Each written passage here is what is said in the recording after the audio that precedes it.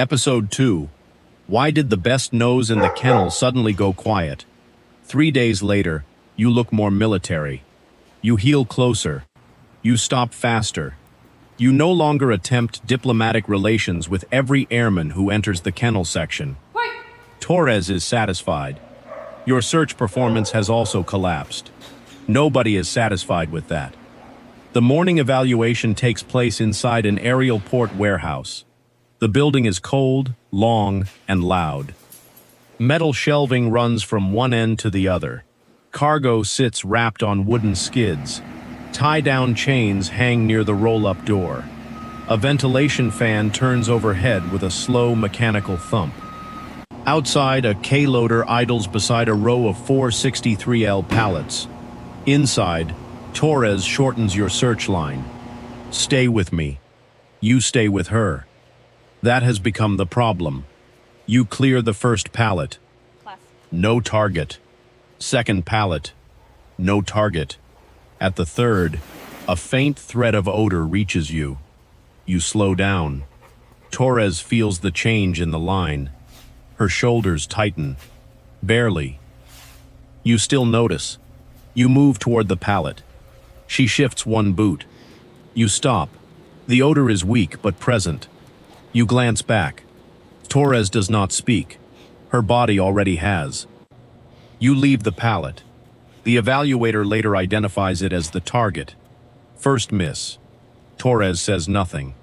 The second lane runs through a row of baggage containers.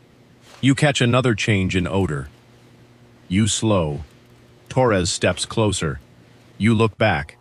She points toward the next container. Search. You move on. Second miss. By the fourth lane, you are no longer solving the search. You are studying Torres. Her hands, her feet, her shoulders, the angle of her body. You wait for her to approve every decision before you make it. Your nose still works. You have simply learned that the information coming from it may be wrong until the handler agrees. The after-action review takes place in a small briefing room behind the warehouse office. Brooks plays the footage on a wall monitor. Torres stands beside the table. You lie under a chair with your chin on your paws. The room smells like printer paper, coffee, and a conversation nobody wants to have. Brooks pauses the video at the third pallet. Right there. Torres folds her arms. She checked it and left. Brooks rewinds. The footage plays again. You slow down. Torres tightens the line. You look back. Then leave. He freezes the image. She had odor. She didn't respond. She was checking whether you agreed. I never gave her a command. Brooks points at the screen. You changed leash pressure, shifted your weight, and opened toward the next pallet. That is not a command. Not in English. He advances the footage. The same thing happens at the baggage container. You catch odor. Torres moves. You abandon it. She did not respond. Brooks stops the video again. You trained her to ask permission before trusting her own nose. Torres looks down at you. You look back. I never gave her a command. Your tail moves once against the floor. You changed leash There pressure, is still a chance this meeting ends with friendship. The next pallet. Brooks turns off the monitor. Command. One more lane. Not in English. Torres looks at him. Today? Right now. What changes? Brooks picks up his coffee. You do. The final search takes place in a smaller cargo room. 6 containers. 1 target. One attempt. Torres clips on the longer line. She kneels in front of you. For several seconds, she says nothing. Then she loosens her grip. Raven, seek. You begin. First container. Clear. Yeah. Second, food residue. Third, oil and cardboard. At the fourth, the odor changes. You slow down. Torres stays still. You inspect the seam. 8. The odor fades. You step away. Torres does not redirect you. You circle back. Still nothing from her. You check the lower corner again. There, faint. You glance over your shoulder. Torres stands exactly where you left her.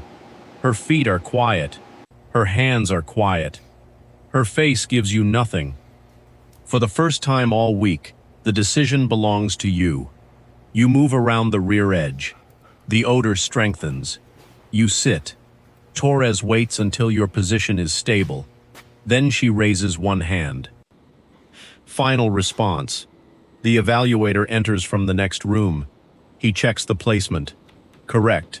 Torres walks forward and produces the tennis ball. You take it carefully. For roughly 1 second. Then you begin testing the structural limits of government-issued sporting equipment.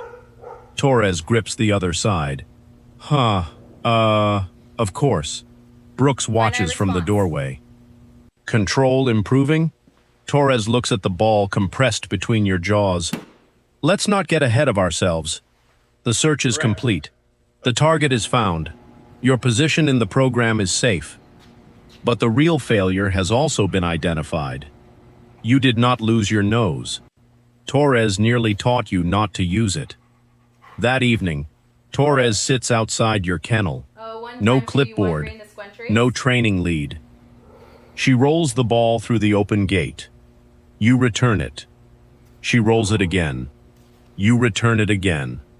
On the third throw, you carry it halfway back, lie down, and place one paw over it. Torres looks at you. That is not the agreement. You close your eyes. Negotiations are suspended. That is not the agreement. The following morning, a new training order appears on the board. The next event will take place in the aerial port cargo yard. Active loading crews, moving forklifts, pallets transferred between lanes, search items that may not remain where they began. At the bottom of the order is one additional line. Team compatibility review required. Torres reads it twice. If the next event fails, the program may not remove you. It may give you to another handler. She folds the order and slides it into her cargo pocket.